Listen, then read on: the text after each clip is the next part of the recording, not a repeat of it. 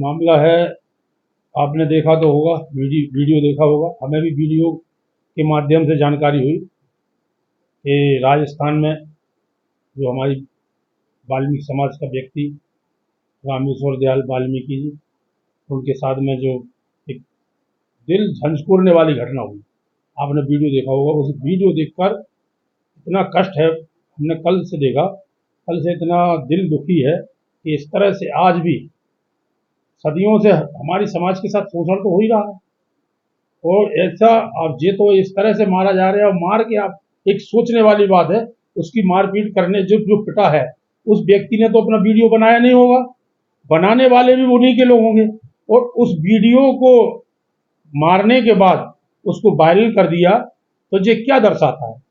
स्पष्ट है कि हमारी समाज को, हमारे दलित समाज को एक दबाव दिखाने के लिए, भय दिखाने के लिए ये वीडियो दिखाया गया होगा। नंबर एक यही होगा, मेरा जो अनुमान है वो यही है कि ये भय दिखाने के लिए वीडियो किसने डाला? कोई पिटने वाले ने तो, वो तो पिट के मर गया, अकेले वीडियो बनाने वाला भी कोई होगा, और जिसने वीडियो डाला तो क्यों डाला? इसके लिए नहीं तो मालूम ही नहीं पड़ता, जानकारी नहीं थी कि घटना क्या है, और वो बहुत दुखद, अति निंदनीय घटना है। उसकी हमारा पूरा समाज, झांसी वाल्मीकि समाज घोर शब्दों में निंदा करता है। बस हमारा एक इसके बाद में एक ही अनुरोध है कि उसको न्याय मिले, पीड़ित परिवार को न्याय मिलना चाहिए। उसके लिए हम लोगों ने कल बैठक की, समाज की बैठक हुई, वाल्मीकि महासभा झांसी की बैठक हुई, उसमें ये निर्णय लिया गया, सभी लोगों ने कहा कि ये दुखद घटना है, और इसके लिए माननीय जिलाधिकारी महोदय के माध्यम से मुख्यमंत्री जी राजस्थान और राष्ट्रपति जी के नाम पर एक संबोधन जिलाधिकारी के माध्यम से एक ज्ञापन हमारा पहुंचा, और उस ज्ञापन का मर्ज यही होगा कि नंबर एक, उस पीड़ित परिवार को न्याय मिले। न्याय में जो उनकी मांगे हैं, जैसे उनकी तरफ से मांग है कि 50 लाख रुपए, एक सरकारी नौकरी, और जो आरोपी है उनको कठोर सजा, ये उनकी मांग है। तो उनको जब तक न्याय नहीं मिलेगा, इसके लिए हमारा आज हमने जो सिटी मजिस्ट्रेट साहब को परमिशन के लिए ये पत्र दिया है कि हम लोग 28 तारीख में समाज के सभी लोग, कर्मचारी यहाँ पर एकत्र होंगे नगर निगम महर्षि वाल्मीकि उत्थान मंदिर में। यहाँ 1 बजे, दिन में 1 बजे जुलूस के रूप में माननीय जिलाधिकारी महोदय जी के माध्यम से एक ज्ञापन देने जाएंगे। जो हम लोगों की एक रणनीति बनी है, उसमें हमारे समाज के अन्य जो भी संगठन है वो भी शामिल होंगे, वो लोग सब साथ में रहेंगे, और हम लोग भी सब साथ में रहेंगे। हम अपनी बात को माननीय जिलाधिकारी महोदय जी को अवगत कराएंगे। इसके लिए हमने ये पत्र भेज दिया है, वहां पर पहुंच गया पत्र, और उनसे सिटी मजिस्ट्रेट साहब से बात भी हो गई, तो अनुमति पहले लेंगे, उसके बाद में हम लोग अपने कार्रवाई करेंगे। और साथियों, आपको पता है, सबको भाइयों, मीडिया बंधु सब जानते हैं कि हमारी समाज हमेशा कुचली जाती है, दबाई जाती है। अब दूसरी ओर आप चले जाओ नगर निगम की ओर, जो हमारा मेन मुद्दा है, नगर निगम में इसी तरह हमारे कर्मचारियों के साथ में समय समय पे आप लोगों ने भी बहुत हमारी आवाज उठाई, पर कोई सुनवाई नहीं हुई। कि शोषण होता रहा है, और आज भी शोषण हो रहा है।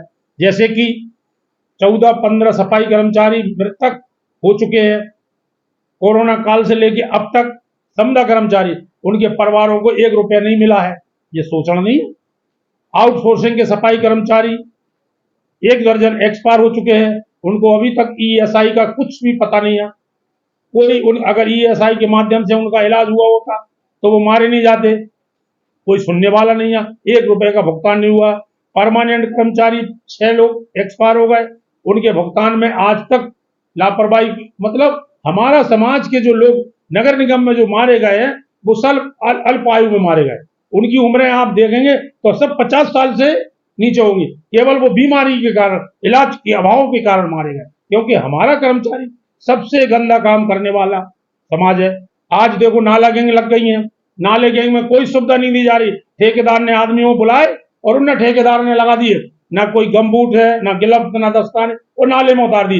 ये रिस्क से क्या बड़ा काम है? रिस्क का काम हम लोग करते हैं, और उनका भुगतान में, लेने देने में कितनी आनाकानी होती है, ये आप किसी से छिपी नहीं है। तो ऐसे तमाम मुद्दे हैं जो शोषण पद्धति में हम इसलिए बताना चाह रहे हैं कि हमारी समाज के साथ, विशेष रूप वाल्मीकि समाज के साथ, क्योंकि अति दलित समाज है, हमेशा दबाया कुचला जाता है, और हम लोग कुचलते हुए आ रहे हैं।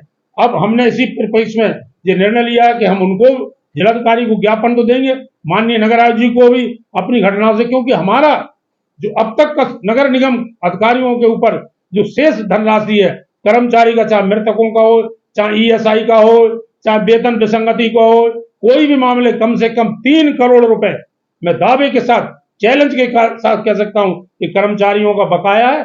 पर नगर निगम के मुख्य लेखा परीक्षक, लेखा अधिकारी जी, ये दोनों के दोनों अधिकारियों के कारण हम लोग, हमारा पूरा कर्मचारी आज परेशान है, कोई भुगतान नहीं हो पा रहा है। हम मानते हैं, हम लोग जब भी नगर आयुक्त जी से मिले, उन्होंने हमारी बात को बहुत सहानुभूति पूर्वक सुना और उस पर आदेश भी दिए। यहाँ तक कि हम लोगों के सामने ही उनने 2 बार एमएलपी साहब को, जो मुख्य लेखा परीक्षक जी है, उनको बुलाया और उन्हें आदेश दिए, यार इन भुगतानों को करिए, बहुत जल्दी करिए। उन्होंने एक कमेटी का भी गठन किया, पर न कोई कमेटी काम कर रही है, नगर आयुक्त जी के आदेश के कोई पालन नीचे वाला कोई नहीं कर रहा। और अभी जय हमारा एक कर्मचारी छोटी सी गलती कर दे तो उसकी वेतन रोक दी जाती है, उसको सस्पेंड कर दिया जाता है, उसे मूल पद पर भेजा जाता है।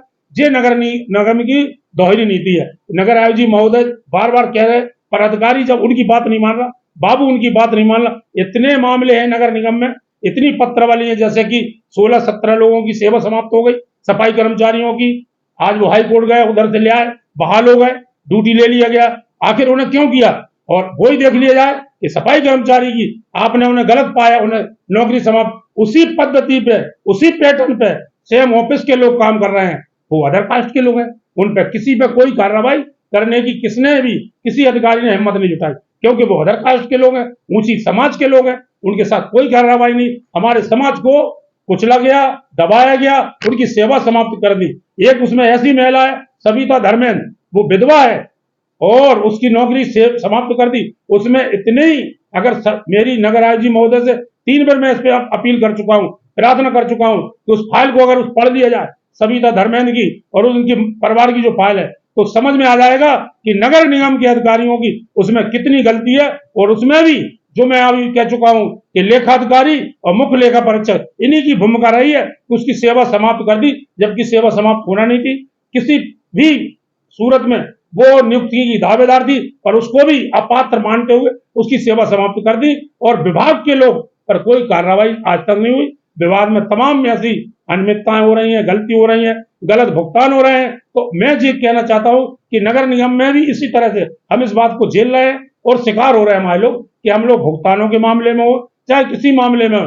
हम मानते हैं कि नगर आयोग महोदय हमारे बहुत सज्जन अधिकारी और वो सुनते हैं, पर उनकी नीचे वाले अधिकारी जब बात नहीं सुन रहे हैं तो इसमें क्या समझा जाए, आप खुद समझ लीजिए। और उसी में सफाई कर्मचारी की अगर छोटी सी गलती होती है तो उसे बड़ा रूप बना के 24 घंटे में उस पर कार्रवाई तय हो जाती। और बाबू लोग, क्लर्क लोग, अधिकारी लोग नगर निगम में सफाई कर्मचारी की कोई काम नहीं कर रहे, परेशान हो रहे हैं और बिना पैसे के लिए कोई काम करने को तैयार नहीं है। उन पर कोई कार्रवाई नगर निगम आयोग जी, ना नीचे के कोई अधिकारी, ना महापौर जी, कहीं कुछ नहीं करते हैं। केवल सफाई कर्मचारी, इसलिए कि उन्हें दबाने की और कुचलने की कोशिश, जबकि नगर को स्वच्छ साफ रखने की सबसे ज्यादा ताकत के साथ, हिम्मत के साथ, मेहनत के साथ हमारा कर्मचारी 5 बजे अपनी बीटों पर रहता है, वो काम करता है। उसके बाद में हम पे आरोप लगाए जाते हैं कि वो काम चोर हैं। हम मानते हैं कुछ लोग हो सकते हैं हमारे सफाई कर्मचारी, पर पूरा समाज नहीं हो सकता, पर पूरे समाज को बदनाम किया जाता है।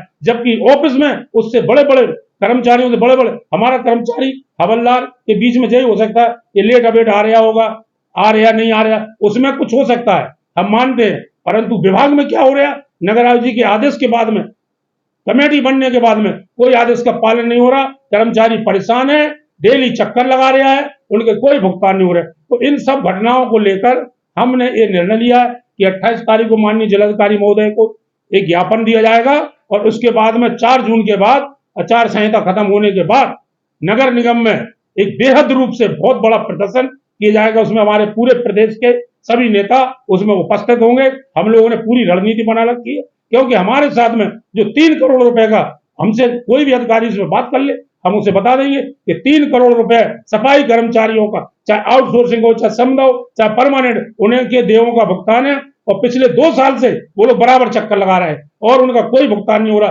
एक दूसरे के ऊपर गेंद फेंक दी जाती है और परेशान किया जाता। तो हम लोग आपके माध्यम से भी मीडिया बंधु आपके माध्यम से भी ये अपील करना चाहते हैं, निवेदन करना चाहते हैं माननीय नगर आयुक्त जी महोदय जी कि हमारी बात को जिला प्रशासन गंभीरता पूर्वक सुने, क्योंकि हम लोग अति दलित लोग हैं और हमारे साथ में सदियों से शोषण होता आ रहा है और आज भी शोषण कायम है, जिसका नमूना आपने राजस्थान में देखा है कि उस व्यक्ति को किस तरह के कैसे मारा जा रहा कि इस तरह से एक जानवर को भी नहीं मारेगा आदमी, और जरा सा भी रहम नहीं, जरा सा वो नहीं। उसके बाद में उन लोगों को केवल वहां के पुलिस प्रशासन ने गिरफ्तारी करके अपनी इत्र श्री प्राप्त कर ली कि हमने गिरफ्तार कर लिया, कोई कार्रवाई नहीं। और अगर यही घटना अगर आज यूपी में हुई होती तो निश्चित उसके घर पे ज्यादा नहीं तो बुलडोजर तो चल ही जाता, ये बिल्कुल सत्य है। पर वहां पर कोई कार्रवाई उनके ऊपर नहीं हुई, केवल उनको बंद करके और पुलिस ने अपना चित्रश्री प्राप्त कर ली कि हमने अपनी घटना को वो कर दिया,